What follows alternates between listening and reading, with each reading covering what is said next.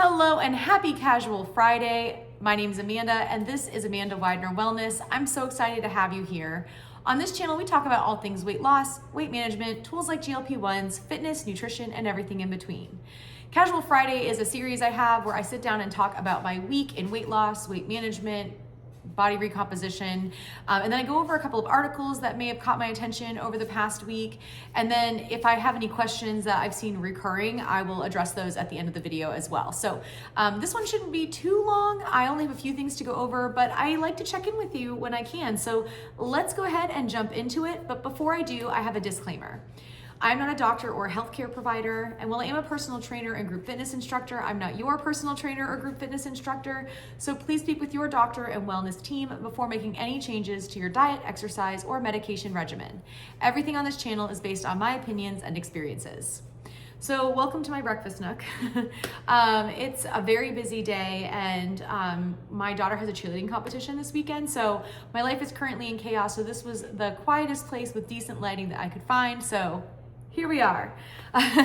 So let's talk about the past week. So when I started my journey in November of 2024, I weighed 284 pounds. And then I've gone on to lose 108 pounds since. So last week when I told you my weight, I was down to 176. This week, I've kind of been going for the last few weeks between the same 3 pounds. The scale will go up, it comes back down. A few days later, it goes back up, it comes back down. It'll dip down a little bit further, but then the next day it's back up. So I don't know where I am right now. I think my body's just like, hey, you're giving us enough protein and we're working out hard and we like that, but like we don't know where we want to be. So, and that's fine. So this morning when I weighed myself, I was 175.5. So that's 108.5 pounds down. So I'm still going to call it 108 until I get that number down and it stays down. I don't want to see it still jumping all over the place. So I've mentioned before in my Casual Friday videos, I'm not really set on hitting a certain number.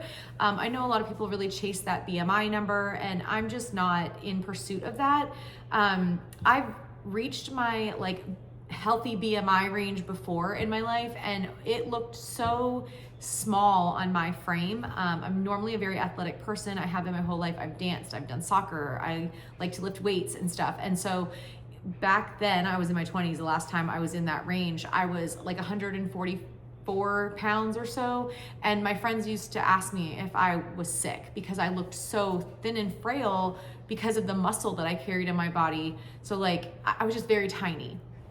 Right now at 176 pounds, I'm in a size 6 pants. So I know that for most people who are 5'5" and 40 years old, if they were 176 pounds, they might be in a larger size, but that is my body. So it's a little bit more compact and I'm carrying a little bit more muscle because I'm a personal trainer and fitness instructor and I work out every day.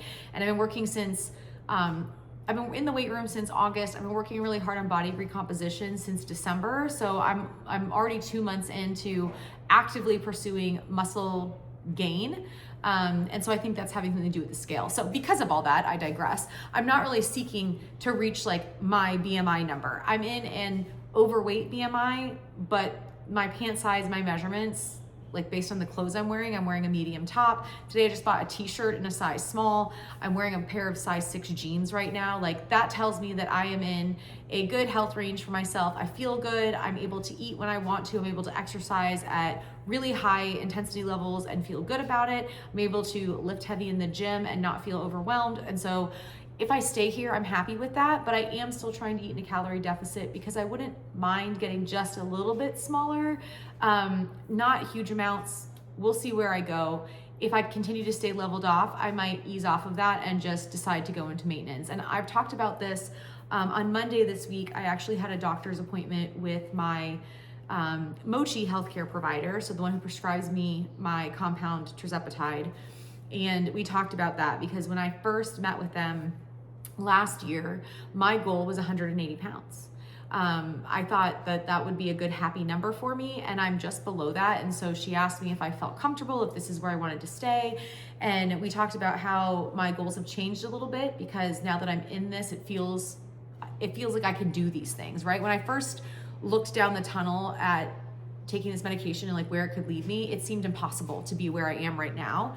And so my opinions have changed because I've accomplished these smaller goals that I've had, and it wasn't it wasn't easy, but it wasn't as hard as it had been in the past. And so I told her that, you know, body recomposition is my biggest goal right now. I really want to build some muscle mass and see what my body looks like after that. But I would like to lose just a little bit more. In it, like, you know, I can't control where the weight comes from, but there's a few areas of my body that I feel like there's just a little bit too much fat on it. And maybe some of it is loose skin and that's in my head, but you know, according to the doctor, she's okay with me losing a little bit more if I want to, and then we'll reevaluate. So I went ahead and scheduled a future appointment with her. I have an appointment with my endocrinologist next week. We're gonna have a very similar conversation. And then I have to go in and have an appointment with my regular general health practitioner here, my like in-person one, because I'm 40 and there's things that 40-year-old women need checked up. And we're gonna have a conversation revisiting my weight at that point too. It's really important that you have these open, honest conversations with your healthcare providers while you're going through these changes, because your goals change as you lose weight. It hits certain other things. Your thought behind what your goals are might change, and they might have a different perspective. So I wouldn't be surprised if they're like, listen, I know BMI says hit here, but if you're looking good, feeling good, your health markers are good, just, you know, work on what, you know, your strength side of things, which is basically what my Mochi healthcare provider was supporting. And when I said I wouldn't mind losing just a little bit more, she was like, you know, a little bit more, but I wouldn't keep trying to pursue that BMI number. So we're kind of both in agreement there, where that might not be the right goal for my body, but it might be the right goal for somebody else's body. And so we're kind of in limbo with that right now. But all of that to say, where I am today, I'm very happy with it. If you would ask me a year ago if I was going to be this size and this, you know, wearing a pair of size 6 jeans, I would have laughed in your face. So the fact that I'm here is amazing, and I'm very proud of it. So that is my weight. Let's talk about food for the week. I was very hungry this week. I could not figure out why. I was very snacky, and then I realized that we had a winter storm come through, and so my kids were home more than normal. We weren't leaving like we normally do. We weren't going to activities and things. We were just at home. And I'm not used to being at home. I'm used to taking my kids to a million places and then me going and doing my thing and then coming home and having to meal prep. But when we were trapped in the house, I wasn't meal prepping or anything. In fact, we got groceries to get us through the storm, and then we were here for a little bit extra time, like avoiding the roads and people. And and so we got groceries later in the week than normal. And when I sat down and looked at, so in my what I eat in a day video, I talked about this, and in my video yesterday, I talked about this as well, where I need to check in on my calories and things when I hit certain points, right? If I'm in a stall, if I notice I'm hungrier, if the scale's not moving in the direction that I want it to, those types of things. And so I noticed I was hungrier, so I took some time to track my food for the last few days, and I realized I wasn't eating enough protein. I was completely out of my routine, so I was just kind of eating when I was hungry instead of being intentional with my food, and I got out of that habit very quickly. And so that's something that I just wanted to mention, because if it can happen to someone who's been on this journey for 14 months where I was in a routine, and then I very quickly, in a matter of days, got out of that routine, it's just something to be aware of. If you notice that you're feeling hungrier, or the scale's stalling or moving up, and that you're unhappy with that, sometimes checking in with your portions and what you're actually consuming can be really eye-opening. You'd be like, oh my gosh, that's exactly what the problem is, and now I can fix it, right? So that's part of my 2x2 rule that I mentioned in yesterday's video. I might have a meal that's I shouldn't have one day, but if I try, I'm not gonna allow myself to do that a second day in a row. I'm not gonna allow myself to do it twice. And so in order to be consistent, in order to not have that happen twice, I need to check in with myself and be honest. And that's what I did this week. And I realized I wasn't eating enough protein. And so, and that was like Saturday, Sunday, Monday, Tuesday. And then Wednesday and Thursday, I really worked hard on making sure that my nutrition was where it's supposed to be. And just for context, on Monday, I ate great. That was my what I eat in a day. So I was in a great calorie range. I had high protein. I had great fiber, but that was one day in a block of 4 or 5 days where I was not eating normally. So Saturday and Sunday, I was off. Tuesday, I was off. And so even though I had one really good day in there, those other 3 days were not so good, and it was impacting how I felt. I was feeling hungry. I was feeling snacky. And so I checked in with myself, made the adjustment Wednesday, ate the way I was supposed to, and Wednesday was great, Thursday was great. I woke up today not starving. So I knew, especially for me, if I wake up really hungry in the morning, that's not normal. If I wake up and I'm like, oh, I could eat, that's normal, right? I wake up, I take a medication, I have to wait an hour to eat. So I take my medication, wait an hour, I'm gonna have my coffee, and some days I won't be hungry yet and I'll wait a little bit longer to eat. And some days I'm like, I could eat now. But instead, earlier this week, I was waking up ravenous. And so that was a really good indicator that I needed to check in with myself. And I did. And I'm glad that I did, because I learned I had gotten off track pretty quickly. And so I pulled it back in and got back on track very quickly as well. So that's that. Next up, I want to talk about the weight room. So last week I mentioned that I had PR'd, hit my personal best on a few exercises in the weight room. So I didn't have any increases this week so far, but I did increase the reps a couple of times on some of those heavier weights. So I'm feeling really strong right now. I'm about to switch my focus. I'm focused a little bit more on upper body the last few weeks. And now I have I signed up for a 500-pound, 1,000-pound weightlifting competition at the end of this month. I don't know how I'm gonna do. I have terrible grip strength and we're not allowed to use wrist straps for lifting. I have to do a chest press, like a bar chest press, a deadlift, and a back rack squat.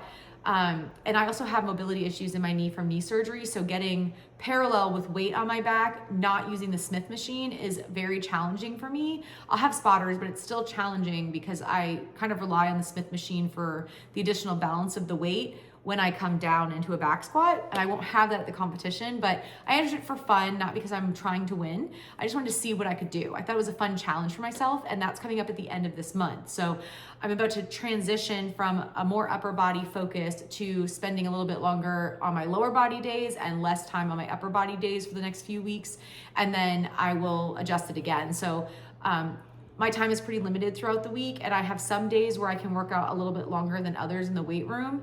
And so I had been doing those longer days for upper body, and now I'm gonna do those longer days for lower body. I don't have the ability to make it super even. It's gotta be like one or the other because I need recovery time for my muscles. And so I figure if I change it every few weeks, then my muscles will even out and I'll be feeling good, but we'll see what happens with this competition. I also signed up to run a 5K on Valentine's Day. I am not a runner. Usually if you see me running, I'm gonna tell you that something's chasing me and you should run too. So we'll see how that goes.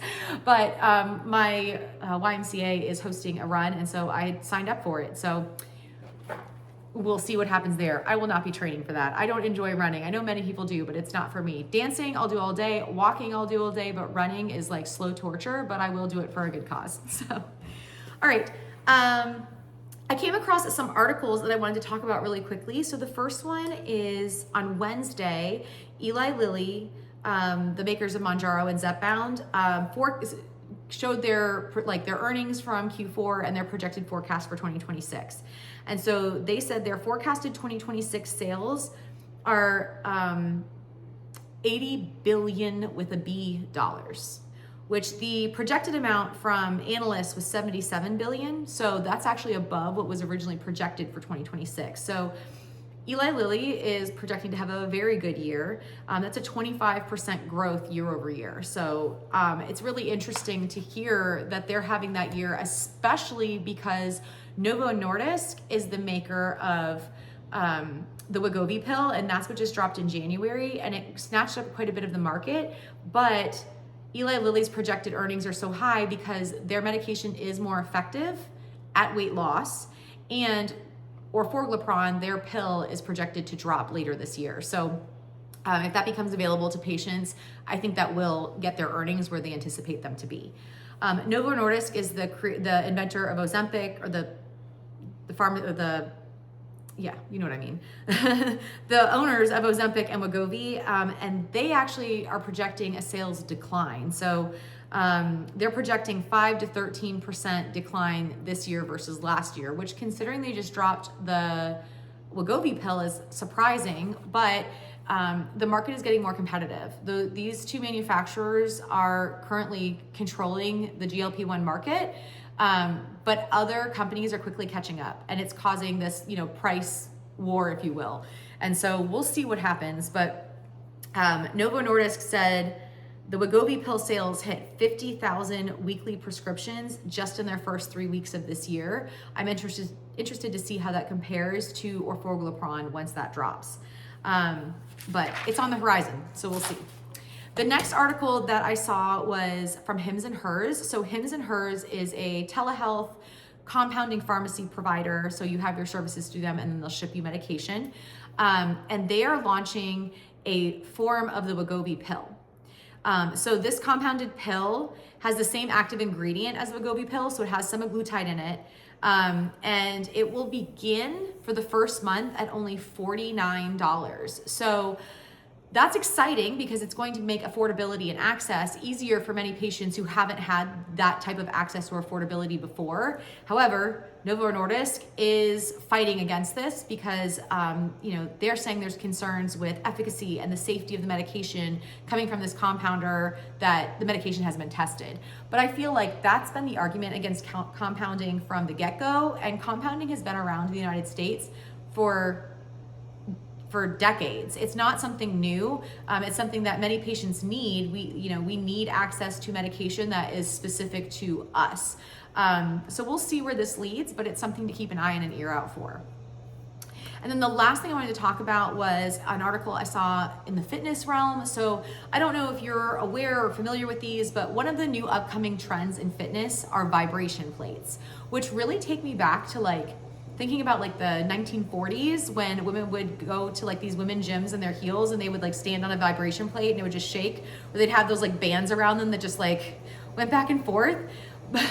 So it's like a play on that, but it's modernized. And so I'm interested about these. I want to do more research on them because they are trending. The biggest question is, do vibration plates even work? And the answer from professionals is, it depends on what you're talking about, right? So vibration plates, they can cause your muscles to quickly tighten, and then they relax over and over and over again.